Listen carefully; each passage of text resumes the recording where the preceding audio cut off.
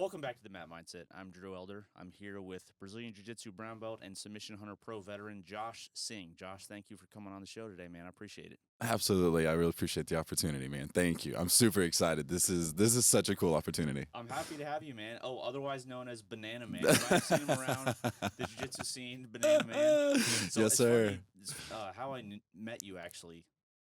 I went to an open mat at Torres Jiu Jitsu, and I was hungover. And you actually saved me, bro. Like, yeah. I was like rolling, and I was like, started to get a headache, and I was like, all right, I think I'm done. Like, I'm all right. I'm already dehydrated. Let me just sit. And you were like, hey, man, do you want a banana? I was like, you're the Banana Man. I know you. Yes, I love a banana. Thank you so much. That's how I got to know you. And Hell yeah. Talked to you. Everyone talked about, the Banana Man. I'm like, I don't know who the Banana Man is. And they were like, yeah, he's the guy. He's always like, hey, you want a banana? You want a banana? So, that's awesome. Yeah, that's amazing. I think I met you when you were like a purple belt still. Yeah, absolutely. Yeah. Mm-hmm. So how did you get started in this jiu-jitsu journey? So I was actually invited. So originally, back when I first started, I was 25, and I was working like 23, 24. I was working in the club scene downtown with some apps and some promotions and kind of on that field. And one of the guys that I worked with there, his name is Israel Olsen. He invited me to Gracie Baja Champions, which is where he had trained at the time.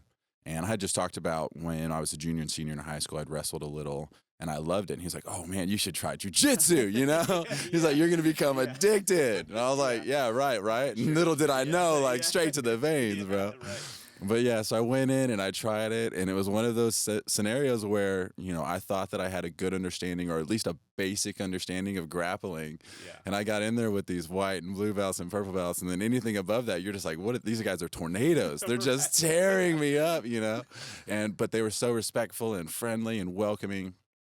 And so from there, I lived in the Spring Woodlands area, and I found Gracie Baja, the Woodlands, way back in the day. And that's originally how I started. And something I thought was really cool is years later, like a decade later, his brother, Gabriel Olsen, is a black belt now at Gracie Baja, the Woodlands. Him and I trained together to this day, but his brother is the one who originally invited me into a gym to do jiu-jitsu for the very first time, which I don't train with him, or I don't keep up with him anymore, unfortunately. But yeah, it's cool that his brother and I, we see each other and we get to train a lot.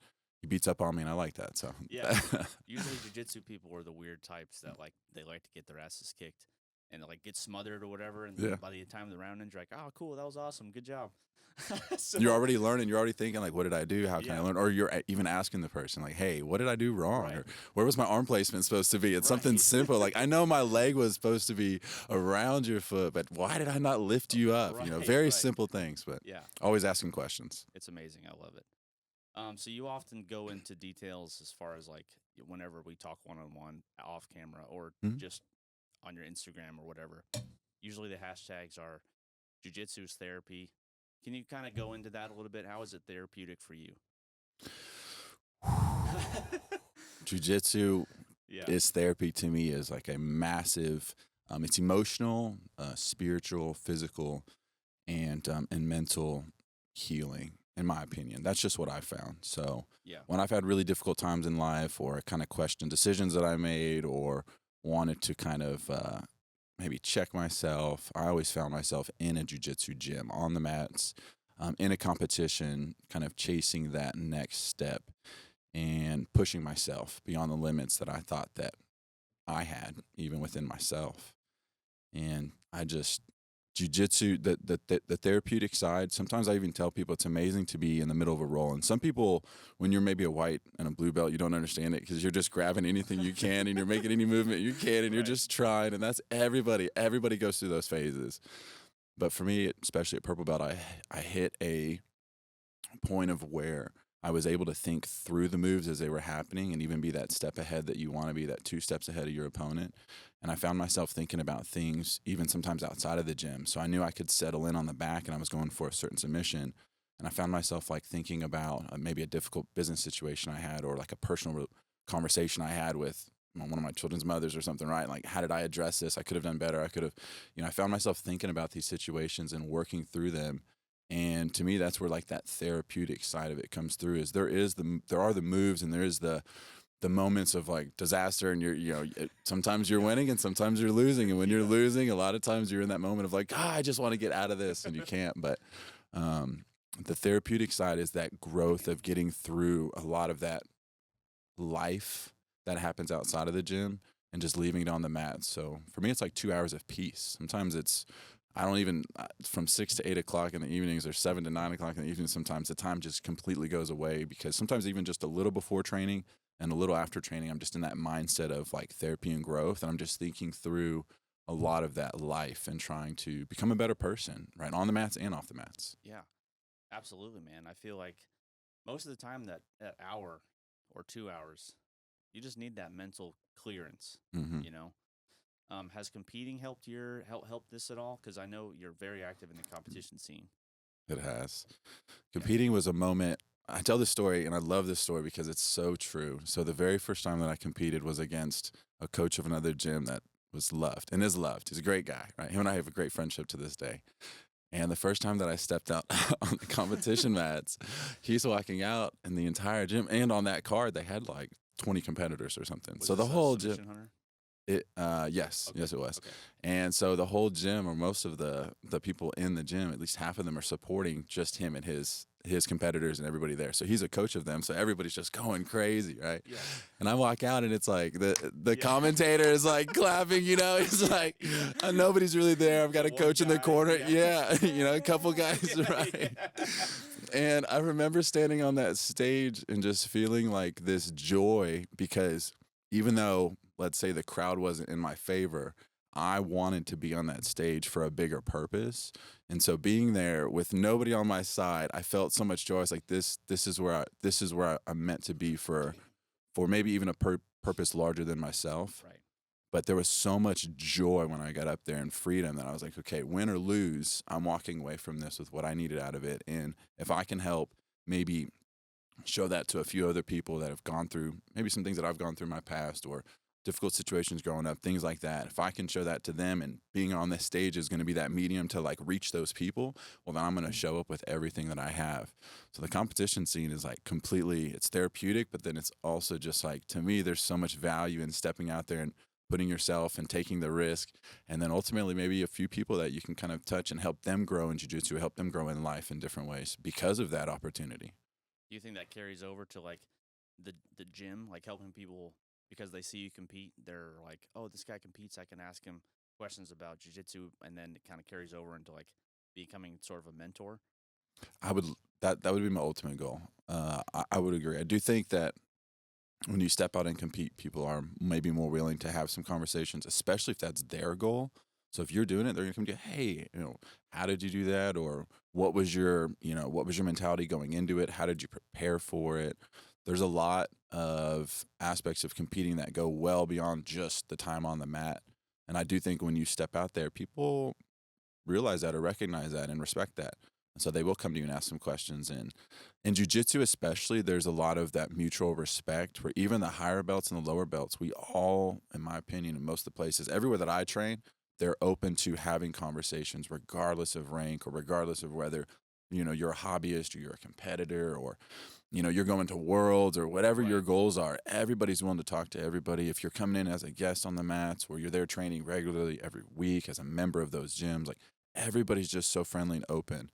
And it's amazing to just spread that and continue to grow. Like my whole goal is to grow. So if I can be somewhat of a mentor, because people say, hey, you're out there, you're competing, you step out on the big mats and you put yourself out there. And again, that's like a way to kind of bridge that relationship and open up conversation. Then I'm all for it. That's awesome. You mentioned that all the places you train at. How did you get started? So you train formal, like normally Gracie Baja, the Woodlands. Absolutely. How did you get started in going to these open, like all these other places? Did like the Banana Man thing, that came with the time? Yeah. That came with you going to every open mat, being like, oh, bananas for everybody. Yeah. But Yeah. you just started going to open mats just because you wanted to get some more work in, more training partners? I did. I wanted to experience a variety. And I think anybody that trains, you have an amazing amount of value in your home gym and where you train. But oftentimes you learn the patterns of your training partners. And when you go out and compete, although you can watch some tapes, a lot of times it's the first time that you're seeing that competitor, at least for what they're representing that day at that time. So I really wanted to experience like variety, and I wanted to branch out and kind of find like some local gyms that were like welcoming. Cause I have children as well that are often with me. So I had to find gyms that were welcoming and allowed Right. that for one, right? Had that family type atmosphere. And then I just wanted to find other local competitors that had a very similar mentality, right? Again, mutual respect. Everybody's in here to grow, but we can push the pace and we can push each other. And, you know, you're gunning for a submission just like I'm gunning for one. We're both going for it as if it's a match when we're training, like for those moments, you know, competition style training. We're gunning for each other. But as soon as you're done, we're not injuring each other. We're stand up, slap bump. Hey, let's go at it again. Yeah. You know, and then you're talking about it. You're learning from it and you're growing from it every single time. And I just craved that. I craved that growth, and I wanted to. I was also at a point where I wanted to compete for myself. Like I wanted to, I guess, justify all the training and some life happenings that were going on. And I wanted to validate, like, I just wanted to validate that I could go out regardless of age or life happening or circumstances, and represent myself and really push the pace and get those wins and try to, you know, represent jiu-jitsu in such a positive light. It's my whole goal. And that's still my goal to this day. Like I'm gunning for it. The Banana Man, you mentioned it. Yeah. It just became, while I was searching for gyms, I found amazing gyms like Torres and Finesse that we talked about. And I would show up with a couple bananas because I always wanted one, and I thought, okay, well, I'm using the mat space and Right. I'm here and I'm training with all these guys, and you know, bananas aren't that expensive, but they're a really good way to like help you recover. Yeah. And also, like you said, even on some days where your stomach's upset, to me, it's super settling and calming, and it kind of Yeah. gets me through some extra rounds. And so what became maybe 2 or 3 bananas was like a bunch of bananas. Now sometimes it's 30 or 40 bananas, or at open mats or these grand openings, it's like 200 bananas, you know? And I thought So something great. that was so cool at my last match, which was a title fight, didn't walk away with the title, unfortunately, but one of my sponsors and a good friend of mine, Mitchell Roofing, he showed up with an entire box of bananas, which ended up like feeding all the competitors. Everybody backstage got That's some. Like amazing. it was, and so it was super cool that all these years of just really, the banana stuff was just a way to kind of say like thank you, hey, you know, give back to all the people training, but also like a thank you to the gym for opening up their mats and Yeah. using their space and allowing like that open mat to happen. And that's become Banana Man what it is today, which is just a really positive, fun, upbeat kind of brand or representation of jujitsu and what I call is like the therapeutic side, you know, the mental health side of jujitsu, which is super important. Did you end up throwing those bananas out to the crowd as you walked out this last match? Not the last Oh. one. The one before I did. I actually had it set up with Cody, which I know has been a member or has been on your podcast. Yeah. He was commentating, and we had talked about it ahead of time. So I brought some out. I ended up throwing one to him, and he was kind of talking about the Banana Man and how it all happened. And yeah, so That's it was really, really. It's to me, it's cool because everybody enjoys it, and there's no like. There's nothing behind it outside of just, hey guys, let's all have a great training session, and here's a good way to recover. Have a great day, have a great weekend. Like, let's go. I'll see you next week. You know, yeah. So jujitsu, you talked about some life happenings. If you don't want to go into them, we don't necessarily have to talk about them. But has the jujitsu helped your mental health, positivity, and then it just kind of flowed its way into trying to spread the positivity? Absolutely, 100%. Even more so, I found myself in situations where life felt like it was completely just wrecked, and actually reaching out to people in jujitsu that have become more like brotherly parent, you know, type figures for me. Yeah. So jujitsu is, 100%. Anytime that life has thrown a curveball, or I felt like I was a failure, or I made a mistake, or I didn't show up the way I should have, or relationship was down, and anytime, honestly, I turned to the mats, and I always felt a sense of peace. And like when you solve a really difficult move or a really difficult position, or maybe you get out of a choke that you thought was about to sink in, to me, it's almost like a validation that you can get through that tough situation in life as well. A lot of times when it's happening that day or that week, when I'm on the mat, it's on my mind. And when I get through that tough, or somebody grabs a leg because I left it out there, I got lanky legs, right? Somebody grabs one and I get out of that submission. It's almost like a little reminder that, okay, you know, you're going to get through that tough situation. You're going to make it past it. So, yeah. I always struggle with that in my personal life too, because I've heard so many people talk about jujitsu and figuring out life's problems, And every time something comes up in life, I'm like, I'm just gonna go train. It'll be fine.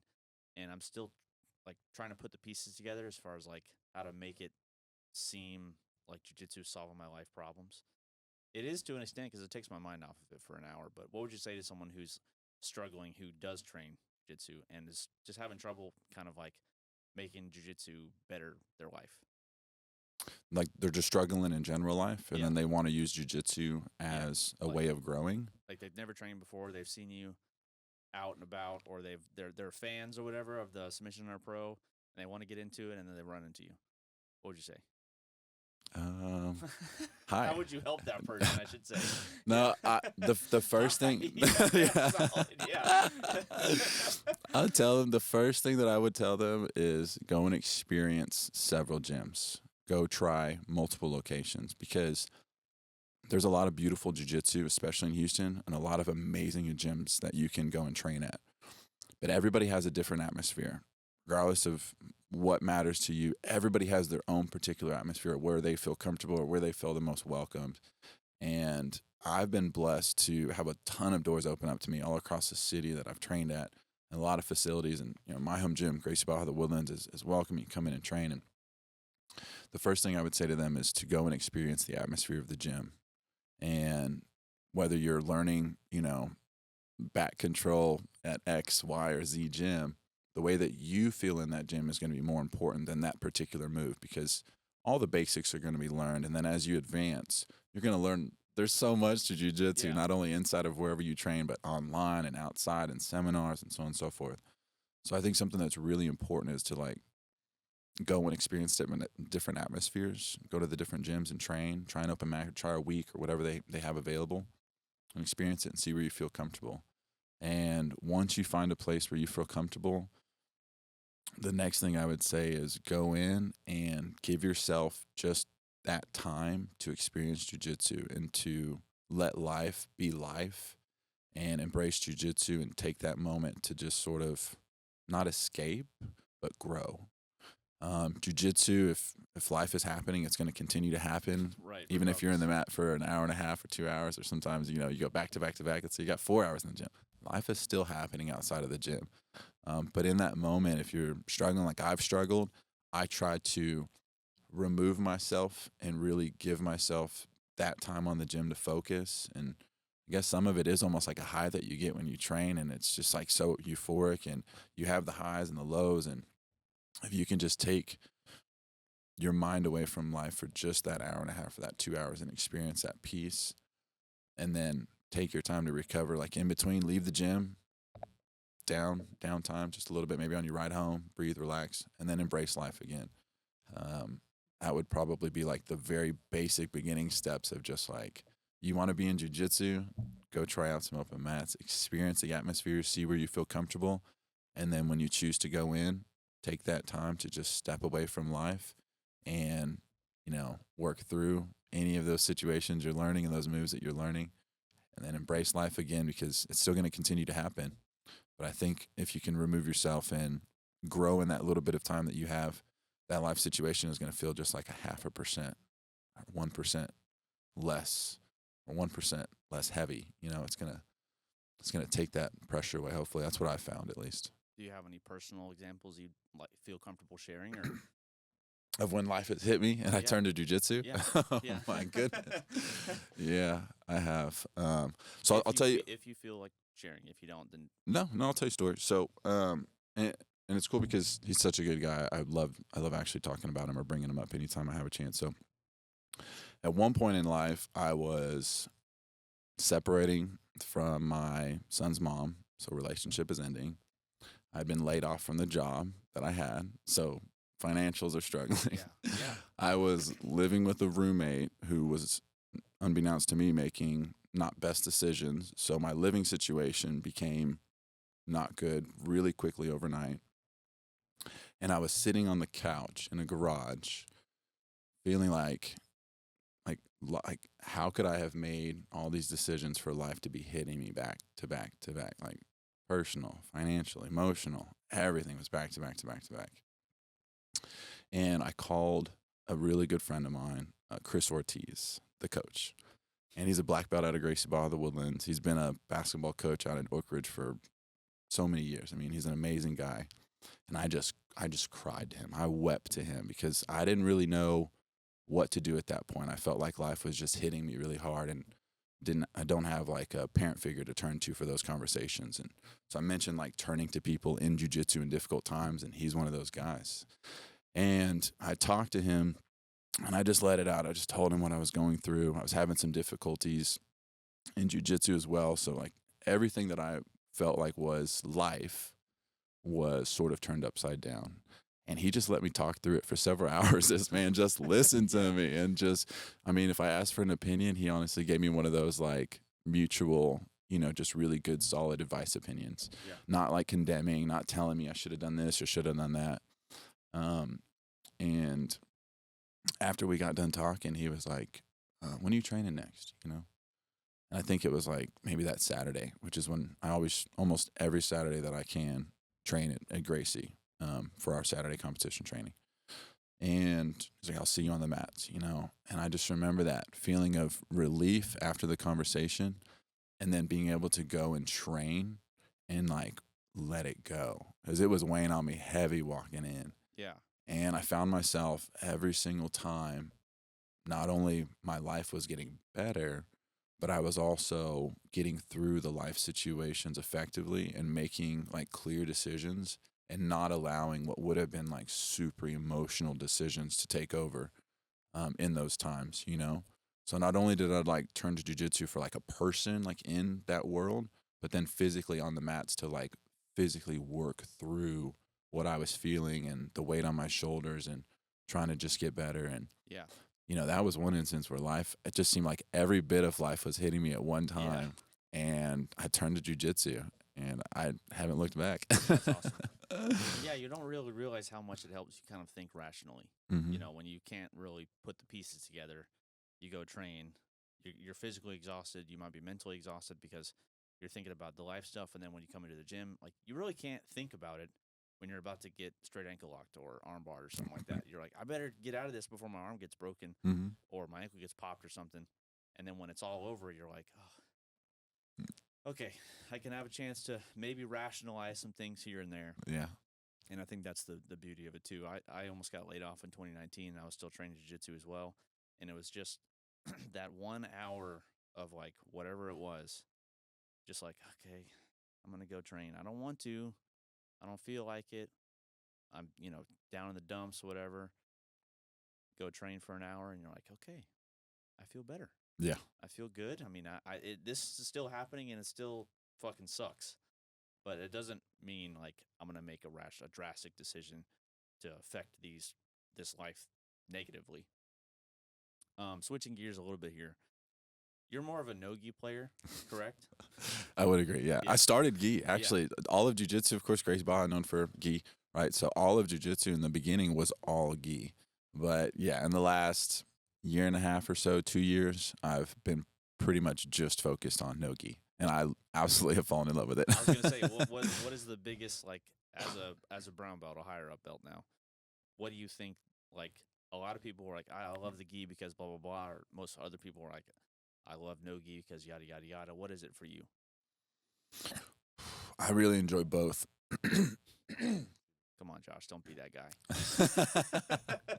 I'll tell you what I enjoy the most about no-gi and why is the pace. Okay. The pace in no-gi, your grips are completely different. And to me, you have a higher pace level. Yeah. And I really enjoy that. And the submissions, they hit quicker. So you're really, in my opinion, having to think extremely fast, and I like that pressure. I like being at that pace.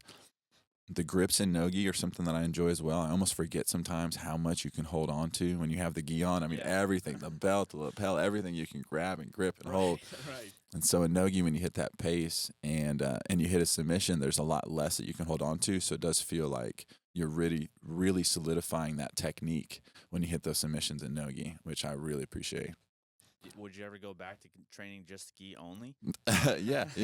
I like to train gi. Yeah. I do every so often when I'm competing or when I have a competition come up. I almost strictly just do no gi to prepare for that match. Outside of that, it's like a 50-50 toss up.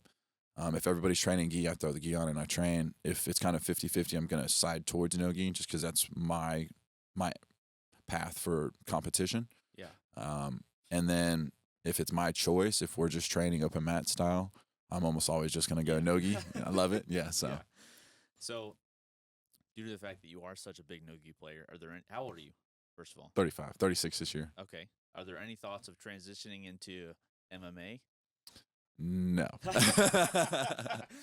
MMA is not. I respect and I have especially, at Gracie, there's so many high level guys, right? Alex, the UFC fighter, Ricky, right? You got some up and coming guys that are just amazing, Josh, Omega level, and these guys that are just phenomenal.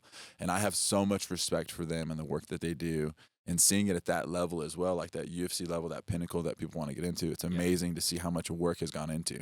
Because I remember Alex back before he was a black belt, back in the day when I first started, there's a handful of us at that gym, and seeing him talk about his goals. And then, I was out of jiu-jitsu for a little over 7 years, just focusing on being a dad, raising my daughter, and seeing him hit his goals and continue to get through it's amazing. But I personally have no ambition to get into MMA. Utmost respect, but not my focus at all. I want to continue to do jiu-jitsu. I want to continue to do it for as long as I can, physically, mentally, and just push through. I want to compete as long as I continue to get matches and show up and put on a good show for everybody, but not in MMA. Fair play. So you mentioned the break. Did you start jiu-jitsu and then you took a 7-year layoff, or what happened there? I did. You wanted to be a family man. Somewhat. So we talk about life circumstances. Yeah. So I get it. You want to raise your daughter, raise your children. You started, and then that happened. You had kids, and then that's when you took the break. Yep. So I had started jiu-jitsu maybe about 6 months or a year. I actually got engaged at Gracie Baja, the Woodlands, to my ex-wife. I had proposed to her in the gi there. That's cool. So I had started maybe about 6 months or 8 months before all of that had happened in jiu-jitsu. I'm sorry, I got lost. We'll have to go back. What was the question?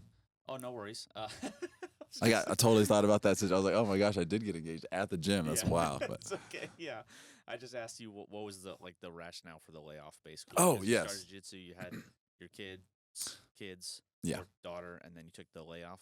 Yes. So got engaged. Ended up, obviously she got pregnant, and then had Adeline. I was actually. So I had a really interesting and wild situation happen with my mother, unfortunately. And at the time, I was renting a house that she owned.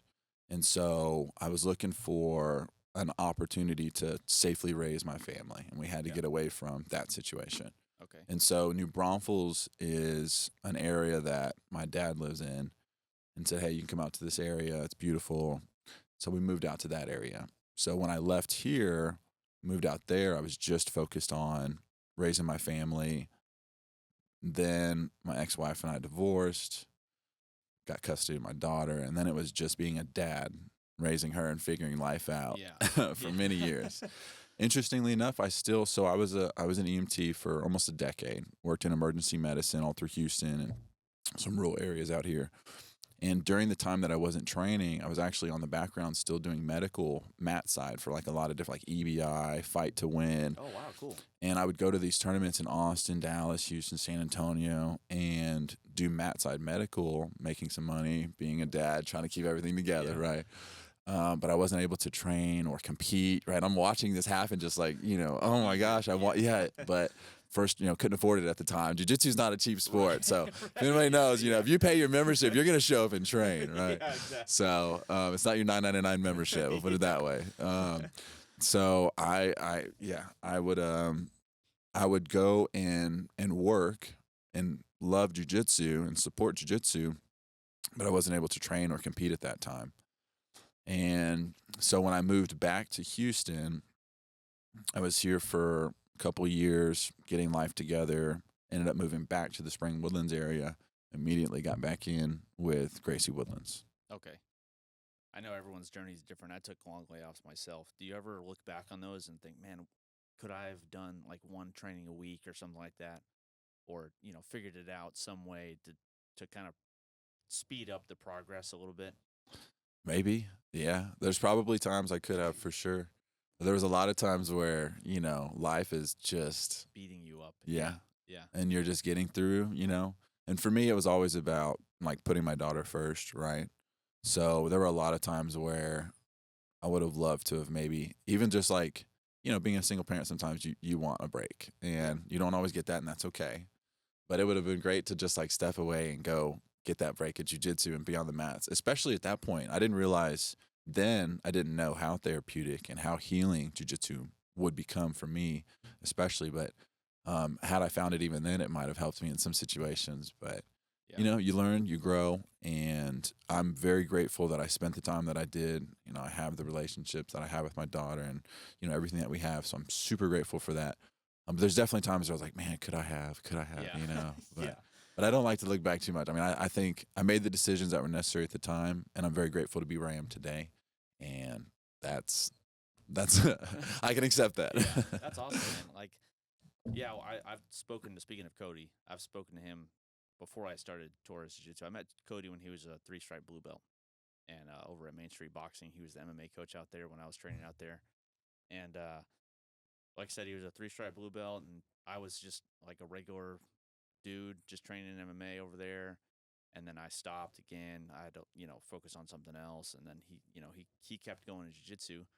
And I finally got my blue belt. He's a freaking brown belt. And I'm like, oh, damn, dude, what if I would have just kept it up? What if I would have went, maybe one day a week I could have, been up here instead of now I'm kind of starting over again or whatever. But he's always said, you can never compare yourself to other people Absolutely. when it comes to their journey. Like, everyone's journey is different. Like, you and I are sitting across the table. We're virtually the same age. And like, your jiu-jitsu journey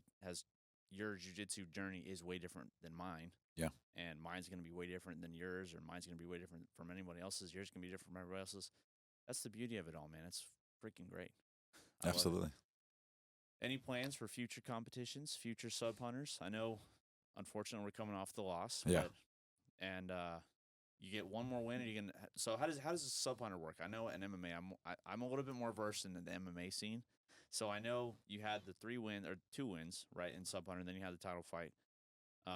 Unfortunately, lost that one. So once you go back on the big stage, you're gonna get a win, and then do you get another title shot, or do you just get an automatic rematch? How does it work? You tell me, Eric. What are we doing? I love Eric, man. Yeah, He puts on an amazing promotion. Yeah. So January of 23, I got my purple belt. Competed all through the year as a purple. January 24, I got my brown belt. Competed like right 2 weeks afterwards, and then competed 3 months afterwards, and then got the title match. So won my first 2, lost the title match, unfortunately. So I'm going to continue to show up. I'm assuming get at least 1 or 2 more wins, depending on what they decide, and then hopefully have another opportunity at that title match at Submission Hunter. Another amazing organization that I've competed for and I continue to compete for is Elevate as well. They have a phenomenal submission grappling tournament, and I want to continue to compete for them. I've also picked up some other local ones. I want to compete as much as possible, and ultimately I want to continue to compete even as a black belt.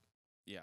Take it as far as I can. My goal with Submission Hunter is to get on Invitational. I think that would be phenomenal. That'd be awesome. Yeah. Right, so getting on Submission Hunter, get those opportunities, get on Invitational. It's just a dream of mine. It's a goal. There's really nothing outside of that other than maybe some positive attention to jiu-jitsu, and then again, kind of like that local brand and kind of representation. I want to have that background so as I continue to train, and you mentioned like mentorships or kind of training sessions, I want to have that background so people are like, okay, what he's saying is obviously real, right? He gets out there, he puts himself out there, and he gets the wins, and his jiu-jitsu is effective.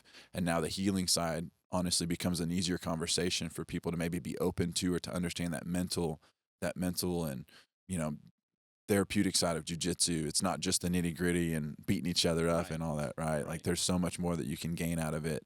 And if you kind of open your mind up to that in jiu-jitsu, I think in your real life, you're going to see it become so much more effective as well, Yeah.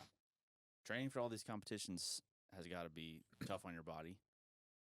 One question I always ask every active competitor is, what's your recovery like? Besides bananas, what do you do to recover? Always a banana. Always. Like on the daily or like just coming out of a match or? Well, on the reg. Yes, on the daily. Yeah. Yeah. I try to just eat clean is the main thing, right? Tons of water, drink a lot of water, flush the system, and then eat really clean. And I also although I get called boring all the time, I eat almost the same thing day in and day out, right? I have routines about the same time that I eat certain foods, and then I train at almost the same time every single day of the week. You know, I always tell people, like, if I describe my week, Mondays is my family day. So Monday is the day that my daughter gets to choose, like, whatever she wants to do, daddy-daughter date, movie night, shopping, or, like, she wants to, sometimes she just loves to go to the mall and put makeup on my face, right? I'm like, Okay, yeah. yeah, I'm like, I don't, you know, like, oh, all right, because I love you, kid, Yeah. you know.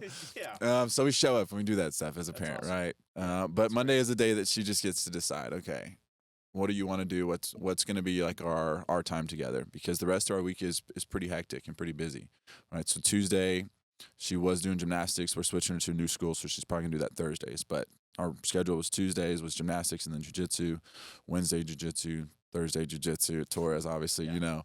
Fridays are usually open mat. I like flow theory quite a bit. They've got an amazing no-gi game, so I try to go over there and train. Saturdays, comp training at Gracie, and then Sundays is open mats. Anywhere from Henzo Sugarland to, you know, Torres to Finesse, Flow.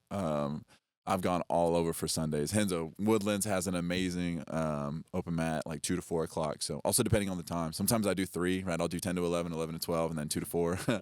So it just depends, man. It's all over the Depends on the match coming up, and a lot of people too like tell me, oh man, you should like post how much and how active you are and stuff. And sometimes people don't realize, I think, how active you have to be to even like go out and take these opportunities. But yeah, it's quite a bit. Yeah. It's quite a bit, but I always make sure I have that at least one day a week that my daughter gets attention and we just get that time, because I think that's super, super important. Now, take her to school every day, pick her up every day, so we get that time. But Yeah, of course. that day a week where it's not just rush and gun in between gyms, in between activities and everything that else is going on in life. So Do you have any hopes for her to get into jiu-jitsu? I tried.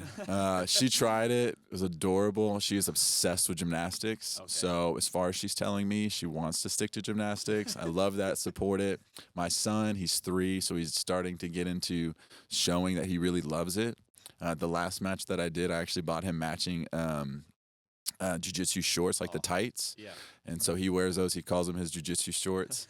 And, That's awesome. you know, he's like, I want to fight. I want to fight. So yeah, it's pretty cool, man. I'm really hoping that maybe my son, especially because I didn't find jiu-jitsu until I was 25, right? 24, 25, something like that. So if my son can find it at a younger age and he loves it naturally and wants to compete, there's so much more available nowadays than even there was back then. Dude. And the quality of training and the quality of partners, like the level of competitions that you can do now, like you saw CGI has opened up the Yeah. door for all of us to get paid more Yeah. and to really be recognized as athletes. And like, that's even at a whole, think of those guys at that level. That's a whole nother level that those Yeah. guys are at. And so there's definitely steps and levels to jiu-jitsu, but I hope that if my son continues, he would love to do it. And if my daughter decides to do it at some point, I will support her. But right now, what she's telling me is, you know, I love watching you, Dad, but you're going to watch me do gymnastics. I'm like, that's okay. No problem. You That's know? awesome. Yeah. So do you take any supplementation, ice bath, stretching? How does that look for you? Lots of stretching. Try to stay limber for sure. I love ice baths. I don't do them enough. I love ice baths. I think saunas are great as well, especially like that back and forth where yeah. you can get your body to kind of. The contrast therapy? Yeah, I do like that a lot. That is pretty cool. Just hydrating and eating really well, eating clean. And I do a lot of stretching, rolling of the back and the muscles, the legs, just trying to relax. But I don't have like an amazing, I pretty much just, and some of it too is like day in and day out I follow, even like when I don't have any like hard matches coming up right now, I still follow basically the same routines. The only thing that I'm going to start implementing actually is some weightlifting. I haven't done that in probably almost 10 years or something. And I know I need to add some of that to be even more effective in jiu-jitsu. So I'm going to start adding probably some early morning weightlifting into the schedule. Yeah. But just do Craig Jones, man. Just take steroids. yeah, and nose bumps, nose beers. Nose beers. Yeah. Him and his glasses with the nose beers. That was so funny. Man, that entire event. So yeah, even getting it. I don't know if you watched most of that or not, but I was obsessed. I was glued to the TV Friday and Saturday, right? 2 a.m. Saturday morning, I was back up watching it. My kids, like 6 hours in, were like, Dad, can we watch anything but jiu-jitsu? And I'm like, no, we can't. There's so much going on. And I can't even lie. Okay, so the beginning rounds of the over 80 were kind of like, right, not the most entertaining. And then you came out to the under 80. These guys are just wrecking it from the shop, and you're like, oh my god, such good jiu-jitsu, so effective. Like the commentating was excellent. Everything that happened in between, all of like the spectator sport, kind of fun. Phenomenal time.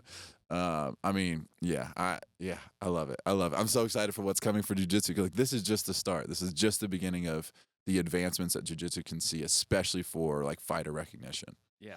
Oh, absolutely. There's like, even just 5 years ago, jiu-jitsu is still kind of like, kind of growing in terms of popularity and sport and all that stuff. Mm-hmm. And now it's like you can't go anywhere without seeing Nicky Rod, Gordon Ryan, or Craig Jones, or somebody like that. Yeah. Just blowing the jiu-jitsu scene up. It's great to see for sure. Okay, so you have a full-time job, right? I do. What do you do for your full-time job? I stay busy. Okay. Yeah. So I do a few different things. So I work for Cashflow Capital, which is a real estate investment lending firm, right? So everything from like fix and flip loans, long-term rentals, commercial, multifamily, do everything in like the real estate investment space there on the lending side. And then I also work for Mitchell Roofing, who's owned by Leighton Mitchell. Been in business for over 15 years. Phenomenal company. Represent them. Push roofing, exteriors, anything that really has to do with like your roof, your outside, your fencing, things like that. So I do those basically simultaneously, full time, and then jiu-jitsu and being a dad. Yeah, that's why I asked this question, because it sounds like you do stay fairly busy. Absolutely. So how does your time management, like how do you manage your time to fit in all these training sessions? Very carefully. Yeah.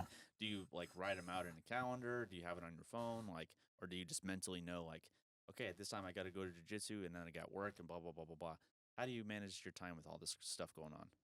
So I'm really, really consistent with like scheduling my kiddos, and yes and no. Have it written down, but also know the routine. Like the school year routine and the summer routine are two different routines. Right. During the school year, super meticulous on times, when my daughter's going to go to bed, things like that. Summertime's a little bit more lenient. Of course, she has that freedom. But it's really just a consistent schedule all week long. Over the last year, especially with finding like these different gyms to train at, I've just been consistent. The scheduling for those training sessions, I just work my schedule around that. A lot of, business is all pretty much from sun up to when I'm going to go to the gym. And then even a lot of times after training in the evenings is just emails or communication. Just depends on the day and what's going on. But a lot of it is just being consistent with like a schedule with my daughter in school. And then in between that, luckily on her mom's side, she has a grandmother that lives close, her Mimi. She helps out. I've got an amazing neighbor. Her name's Rosemary. That's an incredible story. This woman is phenomenal. We met in the most incredible way.